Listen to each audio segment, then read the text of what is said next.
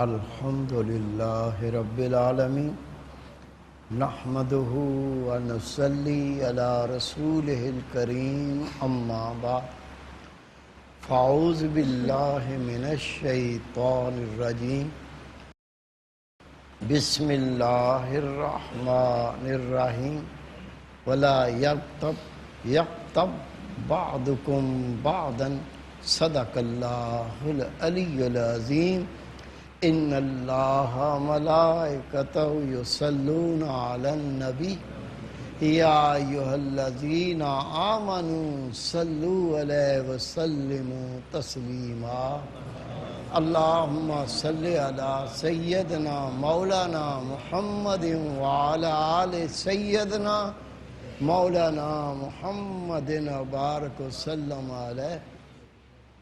میرے عزیز دوستو، واجہ احترام بزرگو، انتہائی پیارے بیٹو، میری پیاری ماؤں، بہنوں، بیٹیوں، عاجز ناچیز پر تقصیر گناہگار بندے نے آپ کے سامنے اللہ تعالیٰ کے پاک کلام میں سے قصہ تلاوت کرنے کا شرف حاصل کیا۔ رب العزت سے دعا ہے وہ پاک ذات عاجز کو صحیح مفہوم بیان کرنے کی، آپ سب کو سننے کی، ہم سب کو اس پر عمل کرنے کی توفیق عطا فرمائے۔ اللہ تعالیٰ نے اپنے پاک کلام میں ارشاد فرمایا وَلَا يَغْتَبْ بَعْضُكُمْ بَعْضًا، اور تم ایک دوسرے کی غیبت نہ کرو۔ میرے پیارے بھائی، میرے بیٹے، اللہ تعالیٰ نے قرآن پاک میں واضح حکم دے دیا، یہ اللہ کا امر ہے، اور جس کا اللہ واضح حکم دے اس پر عمل کرنا واجب ہو جاتا ہے۔ جس طرح سے فرمایا گیا وَلَا تَقْرَبُوا الزِّنَا إِنَّهُ كَانَ فَاحِشَةً، زنا کے قریب بھی مت جاؤ، یہ کھلی بے حیائی ہے۔ اسی طرح اللہ تعالیٰ نے اس آیہ مبارکہ میں واضح حکم دیا کہ ایک دوسرے کی غیبت نہ کرو۔ ہمیں پتہ ہونا چاہیے غیبت کیا ہے۔ کسی دوسرے بھائی کی ناپسندیدہ باتیں کرنا۔ کوئی شخص موجود نہیں ہے، آپ اس کے بارے میں کوئی بات کرتے ہیں، کوئی اشارہ کرتے ہیں، کسی طرح کا اظہار کرتے ہیں، لیکن وہ بات، وہ فعل پسندیدہ نہ ہو، اچھا نہ ہو، اس کو غیبت کہتے ہیں۔ اور اللہ تعالیٰ اپنے پاک کلام میں مزید ارشاد فرماتا ہے کہ غیبت کرنے والا اپنے مردہ بھائی کا گوشت کھاتا ہے۔ اللہ تعالیٰ نے ارشاد فرمایا کیا تم یہ پسند کرو گے کہ اپنے مردہ بھائی کا گوشت کھاؤ؟ اور تم یہ ہرگز پسند نہیں کرو گے۔ میرے پیارے بھائی، میرے بیٹے، اگر ہم یہ پسند نہیں کرتے اپنے مردہ بھائی کا گوشت کھائیں، تو اسی طرح سے اللہ نے ارشاد فرمایا پھر تمہیں یہ بھی پسند نہیں کرنا چاہیے کہ تم کسی دوسرے مسلمان کی غیبت کرو۔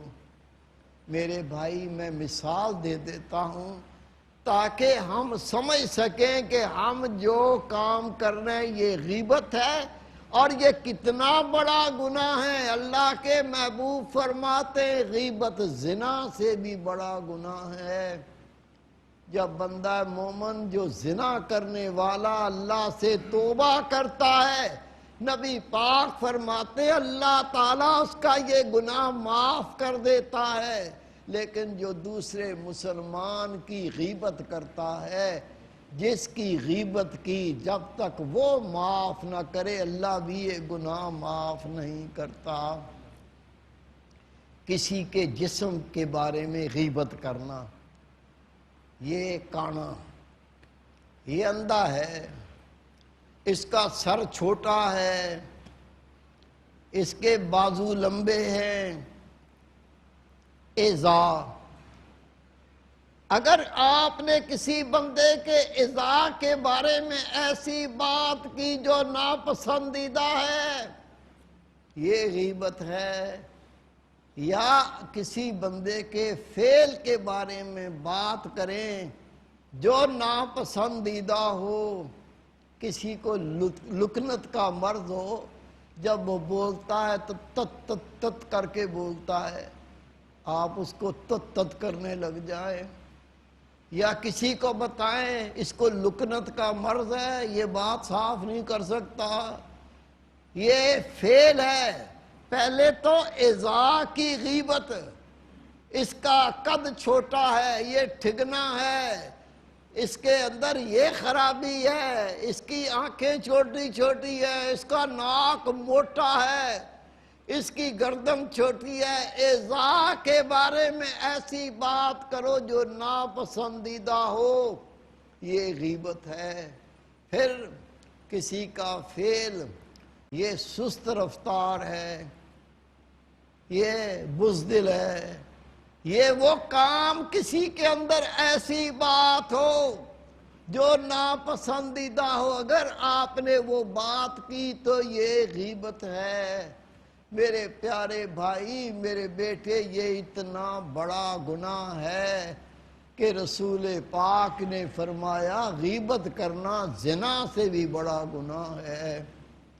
میرے پیارے بھائی، میرے بیٹے، حدیث پاک اللہ کے محبوب تشریف فرما تھے، ایک شخص آپ کے پاس بیٹھا تھا، وہ اٹھ کے چلا گیا تو صحابہ کرام اس کے بارے میں باتیں کرنے لگے۔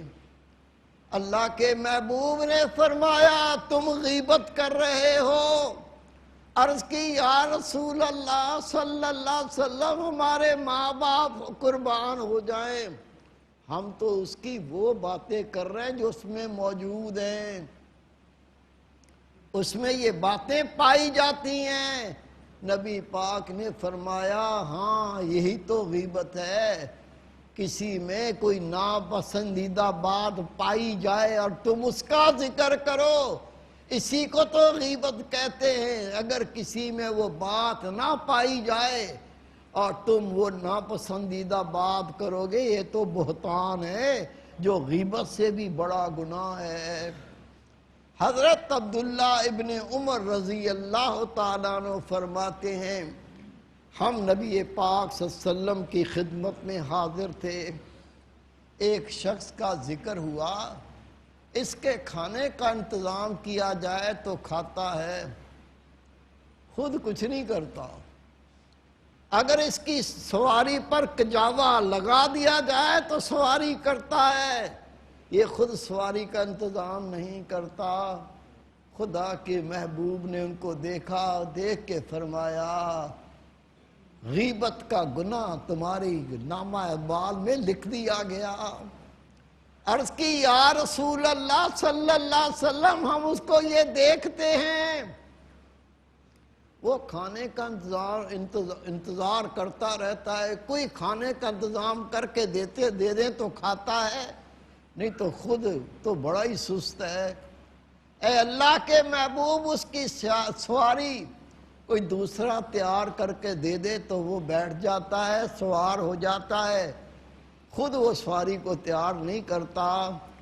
اللہ کے محبوب نے فرمایا ہاں ہاں، کسی میں اگر کوئی ناپسندیدہ بات ہو اور تم اس کا ذکر کرو، یہی تو غیبت ہے، یہ تو بہت بڑا گناہ ہے۔ میرے پیارے بھائی، میرے بیٹے، حدیث پاک حضرت خالد بن ولید رضی اللہ تعالیٰ عنہ روایت کرتے ہیں، خدا کے محبوب صلی اللہ علیہ وسلم نے ارشاد فرمایا 4 گناہ ایسے ہیں، اگر بندہ توبہ کیے بغیر مر گیا، ان گناہوں سے توبہ نہ کی تو یہ اللہ کے عذاب سے نہیں بچ سکیں گے۔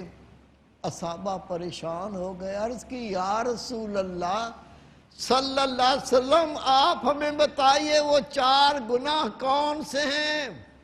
اگر توبہ کیے بغیر ان گناہوں سے بندہ مر گیا تو اللہ کے عذاب سے نہ بچے گا۔ نبی پاک نے فرمایا سب سے پہلے تکبر صرف اللہ تعالیٰ کو روا ہے، بندے کو روا نہیں۔ اور دوسرا رسول پاک نے فرمایا غیبت کرنا، اور تیسرا چغل خوری کرنا، اور چوتھا بدگمانی کرنا۔ رسول پاک نے فرمایا یہ 4 گناہ ایسے ہیں اگر مومن توبہ کیے بغیر مر گیا تو اللہ کے عذاب سے یہ نہیں بچے گا۔ میرے پیارے بھائی، میرے بیٹے، غیبت صرف زبان سے نہیں ہوتی، اشاروں سے بھی ہوتی ہے، کنایوں سے بھی ہوتی ہے۔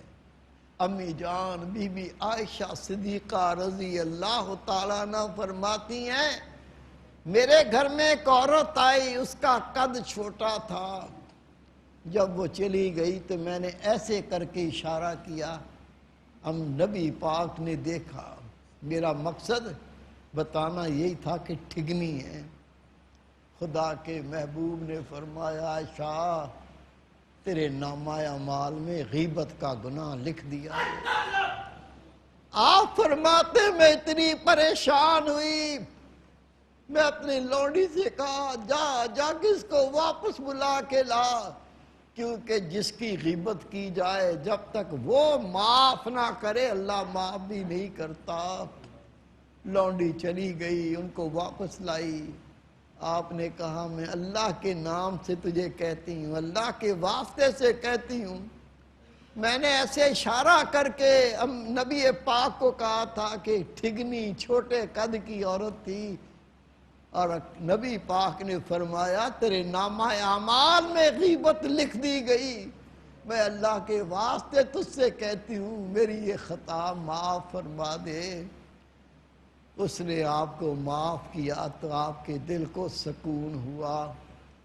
میرے پیارے بھائی، میرے بیٹے، کئی بار اللہ کے بندے دوسروں کی غیبت کر کے اپنی عاقبت کو خراب کر رہے ہوتے ہیں، اپنے آپ کو اللہ کے عذاب کا مستحق بنا رہے ہوتے ہیں، اور وہ جس کی غیبت کر رہے ہوتے ہیں اللہ اس کو بخش چکا ہوتا ہے، بلکہ اللہ اس کو اعلیٰ مقامات عطا کر چکا ہوتا ہے۔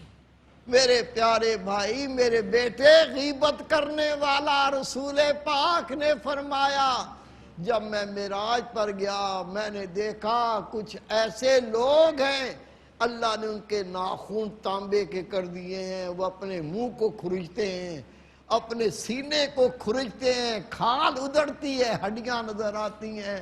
میں نے کہا جبریل یہ کون ہے؟ عرض کی آقا امت کے وہ لوگ ہیں، آپ کی امت کے یہ لوگ ہیں جو دنیا میں غیبت کیا کرتے تھے، اللہ نے ان کو ان عذاب میں مبتلا کیا۔